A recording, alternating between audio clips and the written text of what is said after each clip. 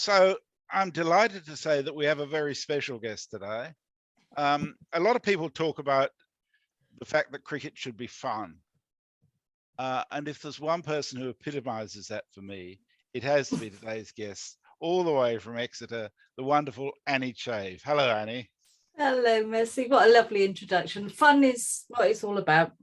Definitely. I'm pleased to embody that. So what we're trying to do is just get people knowing their gorillas a little better. So what I'd like to invite you to do is just to talk a little bit about, where you've come from and how you've grown up into sport and cricket in particular, obviously, and see where we go with that. Okay, I was born into a family with a professor who was completely mad on cricket, and his 4 children followed him to every game that he played, and I was one of them, the youngest in fact, and our summers were completely made up of what cricket match was on, where we were going. We didn't care about anything else. It was just getting to cricket, and there were probably about 20 of us children with the parents, and we'd run around, and the cricket would go on in the background. And then I kind of started to get interested in what was actually going on in the field, not just what's off the field and what's for tea. Of course, that was a major part of it. Oh, of course it was. Yeah. And then I started to kind of move away and watch what was happening. And then by the time I was 9, I was quite a regular scorer for the cricket team, and got something about scoring that just keeps you so in tune with the game. I don't know if you do any scoring, Mercy. I used to. I wasn't good enough to be in the first 11 at school, so I got to be scorer. Hey. Well, there you are. You see, that was similar to me, really. So it's just wonderful. It keeps you really, your head focused on it. Well, it's essentially. And it really draws you into the game and the importance of who's bowling and, all those sort of things that got really fascinating. And that kind of took over. I still did a lot of playing around and eating the teas. And of course, the most important part of the day was going to the pub afterwards. At the age of 9. Well, yes, but that we would be outside having our Coke and crisps, because that's what you did. And the parents got completely rat-arsed. And we'd go home in the dark. And it was always joyful. And there'd be loads of what I loved, and I think all kids really love, and I've yet to meet one that doesn't love, having a group of adults around that are playing and having fun. It kind of is. It's really important to growing up and feeling safe and comfortable. So I grew up with all these cricketers, and we were quite an enlightened team. We had women playing so it's a mixed team, and it was not lots of women, but we've always I've always did you get to play much? I did, if they were short. I'd play. What were your fortes? I was a bowler. Certainly wasn't a batter at all. But and that was, in village cricket, that's an achievement. It could be quite devastating. I got quite a few wickets, and of course the many a time men would walk off going, "Oh, I got out to a girl," that sort of thing. Oh yeah, good for them. Yeah, absolutely mortifying for them. Character building. Yeah. So I did play. It was usually just for short, because I really wasn't very good, but I could bowl. And I later went on to bowl a bit. So I do have a question for you. Is it possible that your son is stealing your bandwidth, because you're cutting in and out a bit? Sorry, that again? is it possible that your son is stealing some of your bandwidth on the Wi-Fi because you're cutting in and out of it? Yeah, he's not here, so he's not. Oh, well, we'll just have to go with what we got. Yeah, sorry. I don't know. It's a bit funny, my internet connection at the moment. Oh, well, that's England for you. Everything's a bit weird at the moment. Oh, dear. So, I mean, one of the things that occurs to me, it sounds like this wonderful summer of joy you had every year. But, you know, what happened when the darkness came and there was no cricket for the rest of the year? I know, I kind of, you know, that's part of my childhood I don't really remember. I mean, my childhood was very idyllic, very lovely. I think I spent most of my winter months playing board games with my family and my brothers, being beaten about 140-0 with balloon football on the, you know, in the corridor with my brother. I was always losing massively to my brother. If we played cricket in the garden, his innings was like 200 and something, and I was out fourth ball, you know, that sort of thing. It is character building. It does sound like he might owe you a bit by now. Yeah, bless him. I was the youngest, you know, I was the one that was gonna lose. So over the years, you obviously became very closely associated with Somerset. What happened to bring that on? When I was about 7 or 8, I lived on a road in Exeter that had extra cricket ground at the top of the ground, and when I was about 7 or 8, I remember climbing up this what felt like a massive slope, which was probably entirely, and looked over and saw Viv Richards and Joel Garner playing. They must have been playing a game against Exeter for some reason. And I just was completely blown away by Joel Garner. I mean, he was just like this. I'd never seen anything like it. This huge guy, and I immediately was completely hooked on Viv and Joel, and you know, I would try and get there if I could. You know, obviously being a youngster, I couldn't go and see them very much myself, but I always followed what was happening, and so yeah, they started it off for me. Consequently, I'm still a huge West Indian fan, and they're my team more than England. So sadly, at the moment, well, I mean, it's 6 of one, half a dozen of the other. It is, yeah, definitely. And then about 93, Marcus Trescothick started, and I just thought he was brilliant too. I mean, we've had so many class players, like any county, but you can't, you know, there's some real special ones. And well, I think Marcus, my infatuation with Marcus Trescothick is well known.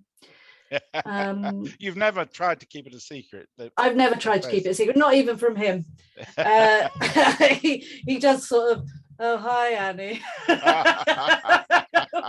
I think he feels quite embarrassed to see me. So you became a fixture at Taunton, just gazing. No, I very much didn't become a fixture at Taunton. I was very hidden, nothing, you know, just would go and hide in the crowd somewhere. I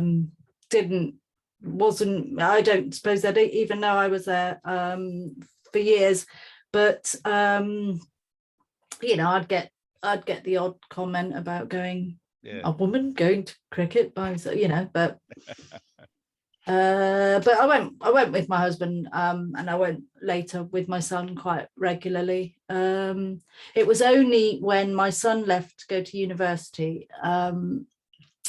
about 4 or 5 years ago that I thought, oh, I'm going to go on to Twitter and I'm going to start commenting a bit on cricket. And one of the main reasons two main reasons I did that, you know, my son had left. I felt partly like I could focus now on myself a bit more and my interests. And I thought, what are my interests? So I thought, well, cricket. And the other reason I wanted to say, actually, women can talk about cricket, because I think it is underplayed so much. It's still such a man's sport. But also, I don't really follow the women's game, and I'm sad I don't follow it, but it's always been the man's game to me. And I wanted to say women can talk about the man's game as well. They don't. It isn't just about the women's game for women. And so that's what happened. So then I started to get noticed a little bit at Taunton, and then Knackle got in touch with me from Twitter and said, "We like what you're saying on Twitter. Would you like to come and be part of Gorilla?" And I, no way. No, thank you very much. That's the last thing I could do.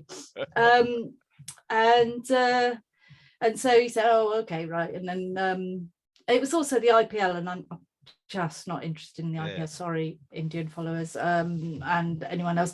I didn't know anything really much about the IPL. I wasn't interested in it. I very much so now. And then when I think it was my first Gorilla thing was India, England. Yes, it was about 3 years ago, something like that. Yeah. And he got back in touch with me and said, "How about now?" And I remember talking to my colleague at work and saying, "I can't do this." And she said, go for it. And I thought, okay, I'll go for it. And I absolutely loved it. The fact that, I sat in the chair and I thought, actually, I can do this. I can talk to people. And it was just like chatting with friends. And so, that sort of thing. And then along with being outside cricket, asked me to write an article. And again, I said, I can't do that.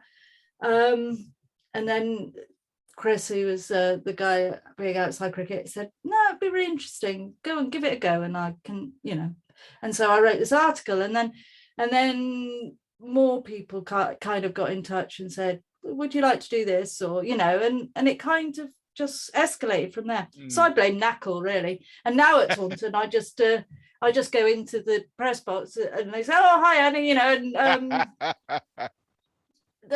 they're lovely to me. And whereas for years I'd just be this person in the background, so it's weird. It's a weird thing.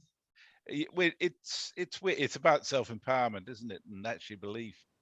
It's about saying yes as well. Yeah. And now I can't say no. Just anything anyone asks me, I mean, within reason, obviously. I just say, "Oh yeah, okay, I'll try that," and then I go, "Fuck, what have I said that for?"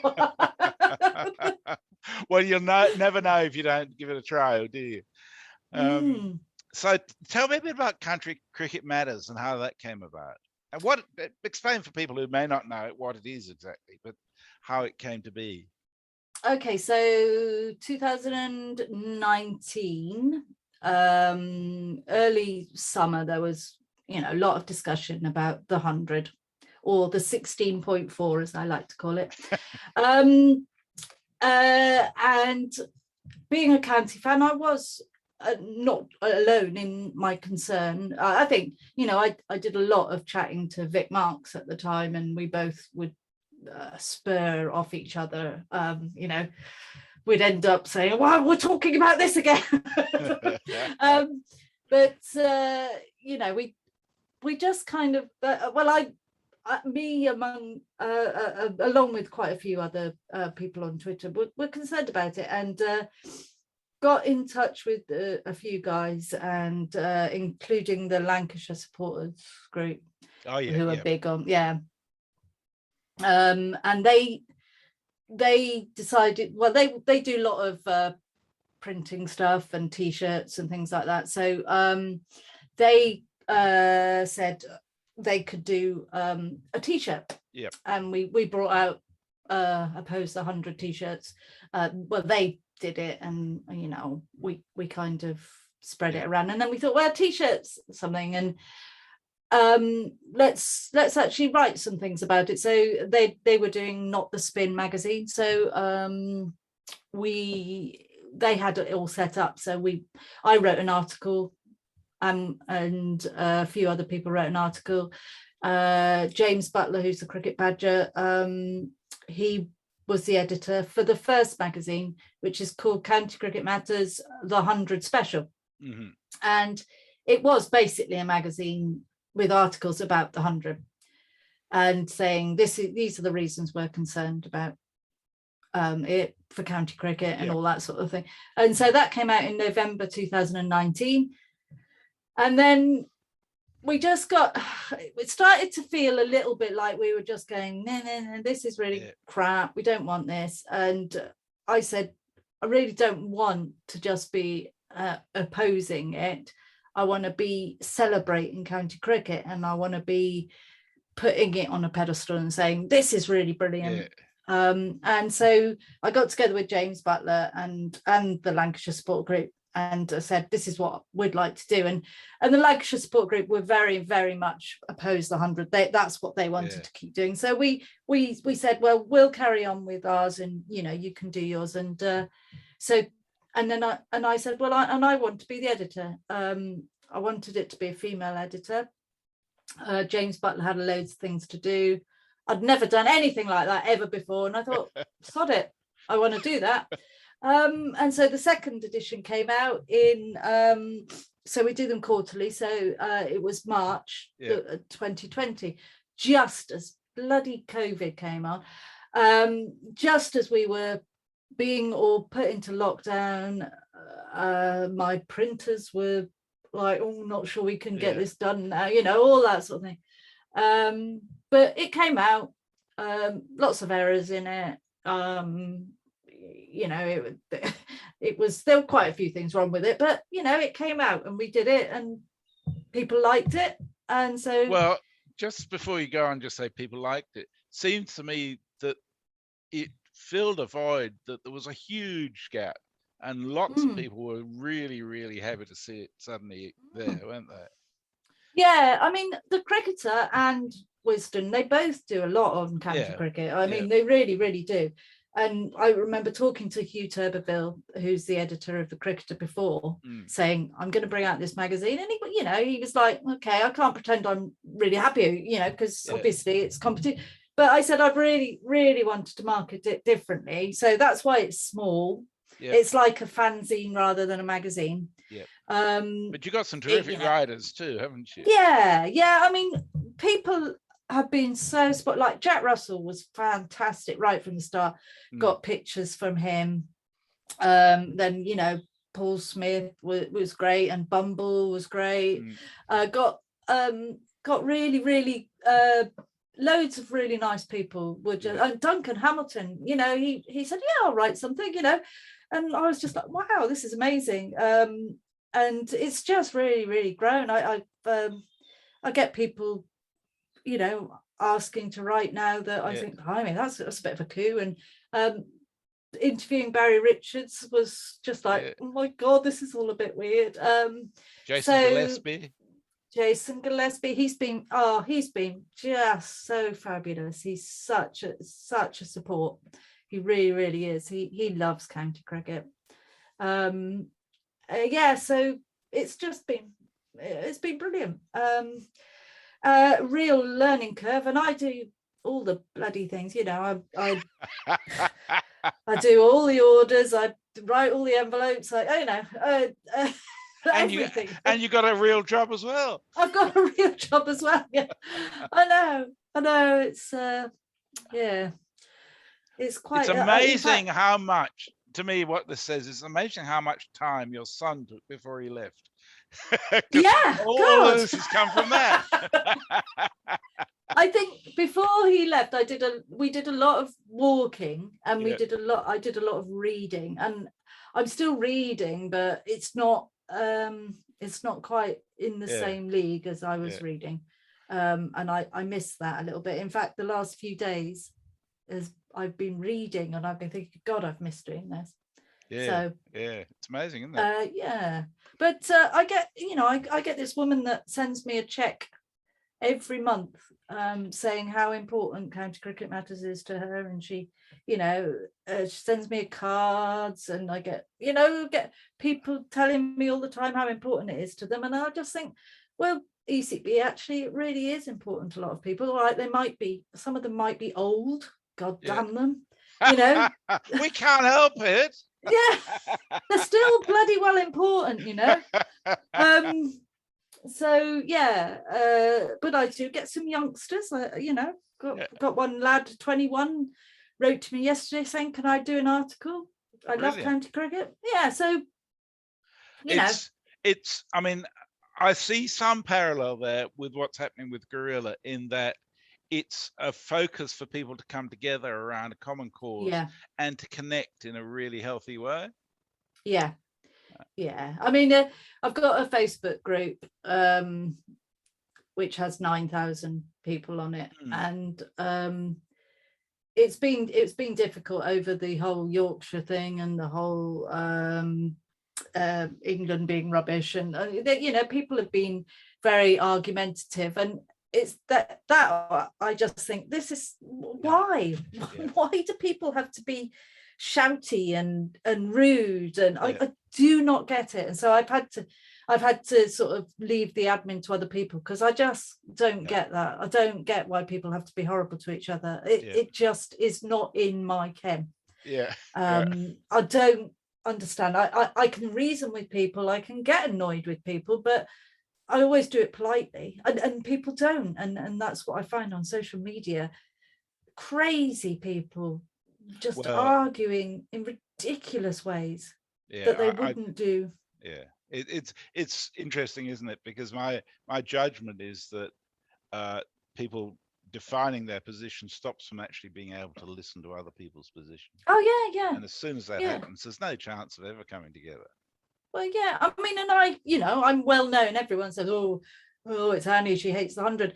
I do mostly think it's a damaging thing, but I can see, I do actually see some people's arguments for it, and I can listen to them.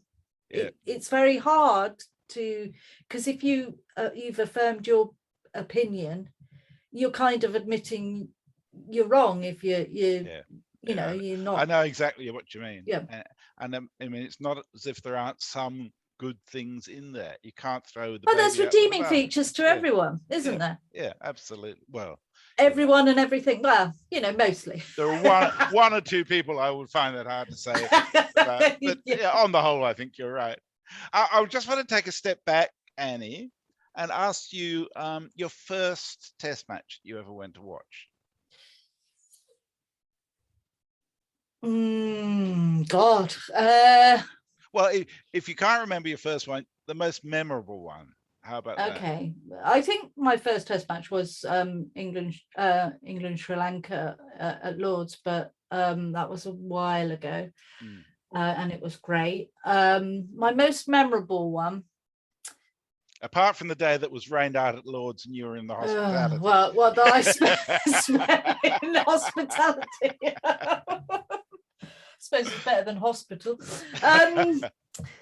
What was the best? Do you know what? I think it probably was my last one, which was India, England. I've got my ticket up here. England, India, because it was after so much lockdown, so many times not being able to get out there, sitting up there watching some fabulous cricket in the sunshine with a full Lord's was glorious. But I love test matches. I really, really love test. Oh God, I can't even believe I didn't. Barbados would have been. Oh, of course. Was probably my best experience ever in my life. So tell us about Barbados. Well, David Brooke. Formerly, he was. Formerly of Channel 4, very persuasive. So he got me to go to Barbados. He rang me up, I think December 2018, and said, do you want to go to Barbados in January? And I'm like, yeah. And he said, well, you're the first person who said yes, so well, People let's said go for no it. to that. Well, they said they were asking, they had to think about it or whatever, and I just went round to my boss and said, she lived around the corner to me, and I said, is it okay if I go to Barbados in January to do the first test match? And she was like, yeah, of course, you've got to go. And I went out on a plane with David. He nearly missed the plane. There's a surprise. Yes, we had a very interesting journey there, and he was completely mad the whole time we were there, but very David, full of life, full of passion, full of complete madness, and I had the time of my life. I met so many wonderful people, including Sir Gary Sobers, which was just like such a surreal experience. In the presence of God. I'm talking to Sir Gary. And then just being on the pitch at the end of the game, I walked onto the pitch with Roland Butcher, and I was stood there, and Roland Butcher was saying, yeah, I have to choose the man of the match. Who do you think should be? I'm like, oh my God. And that was just so wonderful. And Barbados was beautiful, and just wonderful experience. Bit too full of English people, really, but hey, they can't have it all. Yeah, but I was in the West Indies camp because I was with David Brooke, and we were in commentating for the West Indies. So lovely Reds Pereira was there, and Roland Butcher, and Tino Best, and so you were just one of the gang. I was just one of the gang. I'm not quite sure what I was doing there really in the end, because on the plane over, David said, oh, you're going to be producer, and I'm like, am I? and then when he got there, he said, oh no, actually you're not going to be producer, it's fine. Then he's like, oh no, you are. So I wasn't quite sure. I organised a few things, like with the Aggers and Darren Goff and people like that for interviews and stuff. But basically I did a lot of looking after Reds.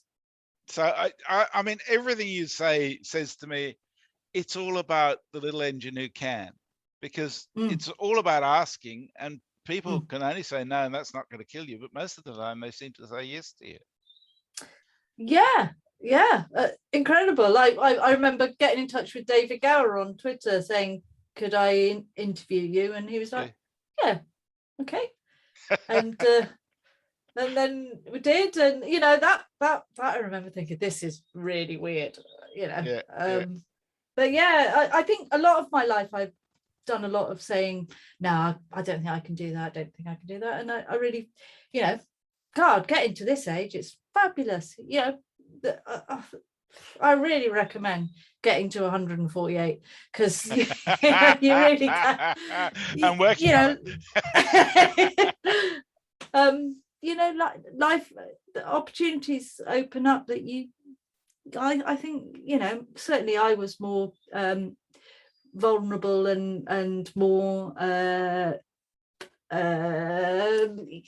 don't know what the word is. I wasn't very confident, basically, when I was younger, and I feel a bit more confident. And all of this is every step. I feel more confident about this. I interviewed Vic on stage the other day, and that was Vic Marks. And now I've been asked to do a speech about myself at Sussex Cricket Society in March, so I've got to write a 40-minute speech.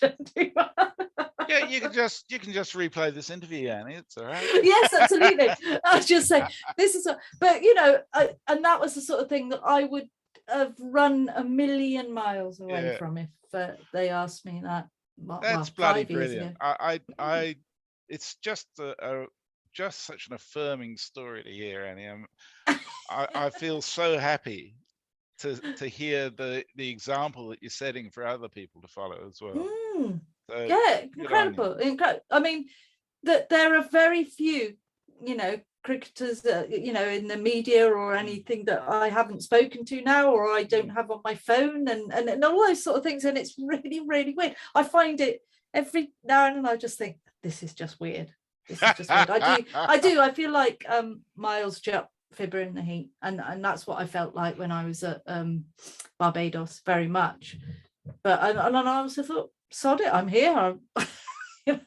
So the important thing, of course, is to keep doing that. As soon as you stop noticing that, you're one of them. Yeah. You know what I mean? Oh yeah. Oh God, no. I'll never be one of them. I can't. It's just I won't ever be I won't ever be the commentator for TMS, or I can't ever see that happening. So yeah. Yeah. So I've got a couple more questions for you. First one, favorite jingles. Favorite jingle. One I play a lot over and over in my head is the Jos Buttler one. Oh, that figures. Yeah. Because my next question was going to be favorite cricketers, and it's one and the same in your case, is it not? I love Jos Buttler, but I know he's a bit Marmite, and I do see the reasons. I do really believe that folks should be playing. Sorry, that's an idiom I am not familiar with. What does it mean to say someone's a bit Marmite? Oh, sorry. It's if a lot of people, it's either hate or love. Oh, right. Yeah. So okay. Yeah. So he's a bit Marmite. People think he shouldn't be playing, and other people think he's great. And I do believe that folks should be playing. I do believe we should have a specialist keeper, but I also think the way that they're setting the team up, they want a super team of all-rounders generally. I do like Jos Buttler, but I mean, my favorite cricketers are usually West Indians. My favorite ever cricketer was Viv Richards, and still is by a mile. I love Jason Holder. I always love Dravid.